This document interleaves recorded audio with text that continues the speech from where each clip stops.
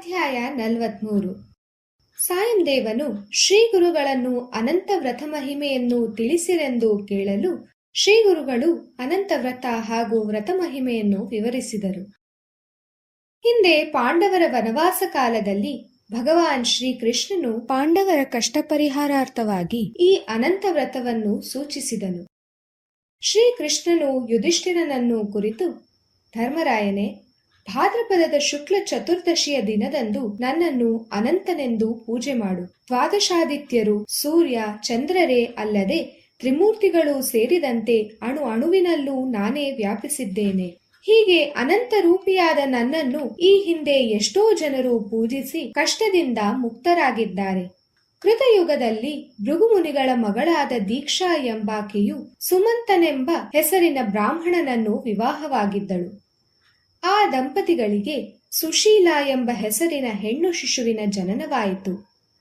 ಸ್ವಲ್ಪ ಕಾಲದ ನಂತರ ದೀಕ್ಷಾ ಮೃತಳಾದಳು. ಸುಶೀಲಾ ತಬ್ಬಲಿಯಾದಳು.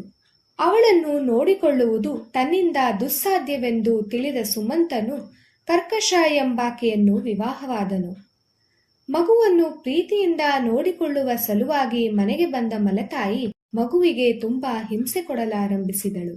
ಹೀಗಿರಲು ಸುಶೀಲಾ ಪ್ರಾಪ್ತ ವಯಸ್ಕಳಾದಳು.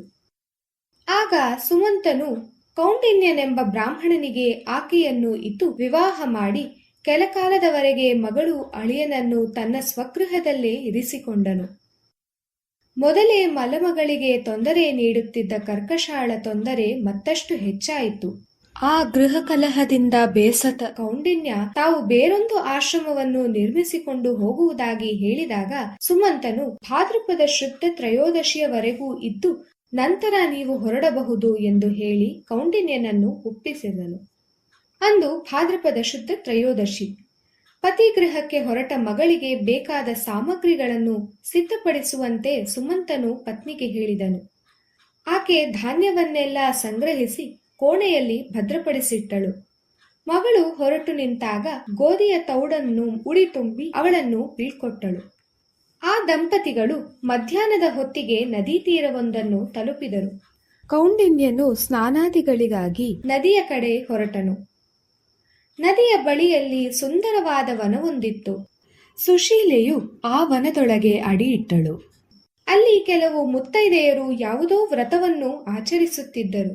ಸುಶೀಲೆಯು ಅದ್ಯಾವ ವ್ರತವೆಂದು ಕುತೂಹಲದಿಂದ ತಡೆಯದೆ ಕೇಳಿದಳು.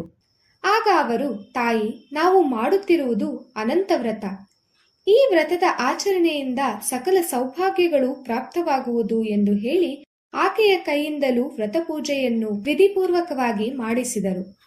ನಂತರ ಸ್ನಾನಾದಿಗಳನ್ನು ಮುಗಿಸಿ ಬಂದ ಕೌಂಡಿನ್ಯನೊಂದಿಗೆ ಸುಶೀಲೆ ಮತ್ತೆ ಪ್ರಯಾಣ ಬೆಳೆಸಿದಳು.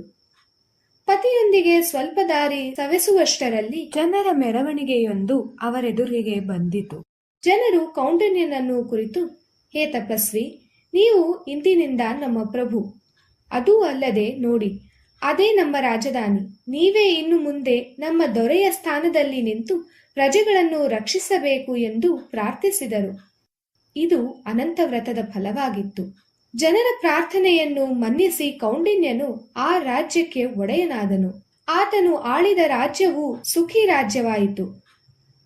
ರಾಜಸುಖದಿಂದಾಗಿ ಕೌಂಡಿನ್ಯನು ಒಮ್ಮೆ ಸುಶೀಲೆಯ ಕೊರಳಲ್ಲಿದ್ದ ಕೆಂಪು ದಾರವನ್ನು ಕಂಡು ಆಕೆ ತನ್ನನ್ನು ವಶೀಕರಿಸಿಕೊಳ್ಳಲು ಏನೋ ತಂತ್ರವನ್ನು ಹೂಡಿದ್ದಾಳೆಂದು ತಿಳಿದು ಸಿಟ್ಟುಗೊಂಡು ಅವಳ ಕೊರಳಿನಿಂದ ಆ ದಾರವನ್ನು ಕಿತ್ತು ತಂದು ಬೆಂಕಿಗೆ ಎಸೆದು ಬಿಟ್ಟನು. ಆಗ ಸುಶೀಲೆಯು ಹಾಲನ್ನು ಸುರಿದು ಬೆಂಕಿಯನ್ನು ಶಮನ ಮಾಡಿ ದಾರವನ್ನು ತೆಗೆದುಕೊಂಡಳು. ಕೌಂಡಿನ್ಯನ ಅಹಂಕಾರದ ಫಲವೋ ಎಂಬಂತೆ ಮರುದಿನವೇ ಶತ್ರುರಾಜರು ಅವನ ರಾಜ್ಯವನ್ನು ಸೂರೆ ಮಾಡಿದರು.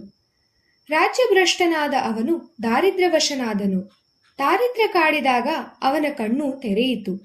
ಅನಂತ ವ್ರತದ ದಾರ ಸುಟ್ಟ ಪರಿಣಾಮವಾಗಿ ದಾರಿದ್ರ್ಯ ಆವರಿಸಿದೆಂದು ತಿಳಿದನು. ದಿಕ್ಕು ಕಾಣದೆ ದಂಪತಿಗಳು ಅಡವಿ ಪಾಲಾದರು. ದಾರಿದ್ರ್ಯ ಸಹಿಸಲಾರದೆ ಪ್ರಾಣತ್ಯಾಗ ಮಾಡಲು ನಿರ್ಧರಿಸಿದನು. ಆಗ ಒಬ್ಬ ಬ್ರಾಹ್ಮಣನು ಕೌಂಡಿನ್ಯನ ಎದುರಿಗೆ ಬಂದು ನಿಂತು, ವಿಪ್ರನೇ, ನಿನ್ನ ಅನಂತನನ್ನು ತೋರಿಸುವೆ ಬಾ ಎಂದು ಅವನನ್ನು ಕರೆದೊಯ್ದು ಒಂದು ಗುಹೆಯೊಳಗೆ ನಿಲ್ಲಿಸಿ, ಈಗ ಇದು ನೋಡು, ನಾನೇ ಅನಂತ ಎಂದು ತನ್ನ ನಿಜಸ್ವರೂಪವನ್ನು ತೋರಿಸಿದನು. ಭಗವಾನ್ ಶ್ರೀ ಕೃಷ್ಣನ ದಿವ್ಯ ರೂಪವನ್ನು ನೋಡಿ ಸಂತಸದಿಂದ ಆತನ ಸ್ತೋತ್ರ ಮಾಡಿ ತಾನು ಮಾಡಿದ ದುಷ್ಟಕೃತ್ಯಕ್ಕೆ ಕ್ಷಮೆಯನ್ನು ಬೇಡಿದನು. ಭಗವಂತನು ಕೌಂಡಿನ್ಯನ ತಪ್ಪನ್ನು ಕ್ಷಮಿಸಿ ಧರ್ಮಬುದ್ಧಿ, ದಾರಿದ್ರ್ಯನಾಶ ಹಾಗೂ ಶಾಶ್ವತ ವೈಕುಂಠವಾಸಗಳೆಂಬ 3 ವರಗಳನ್ನು ಅವನಿಗೆ ನೀಡಿ ಅದೃಶ್ಯನಾದನು.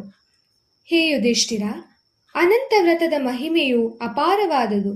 ಈ ವ್ರತವನ್ನು ನೀವು ಆಚರಿಸಿರಿ ಎಂದು ಭಗವಾನ್ ಶ್ರೀ ಕೃಷ್ಣನು ಪಾಂಡವರಿಗೆ ಹೇಳಿದುದನ್ನು ಶ್ರೀಗುರುಗಳು ಸಾಯಂದೇವನಿಗೆ ಹೇಳಿದರು. ಸಾಯಂದೇವನು ಗುರುವಿನ ಆಜ್ಞೆಯನ್ನು ಚಾಚೂ ತಪ್ಪದೆ ಪಾಲಿಸಿದನು.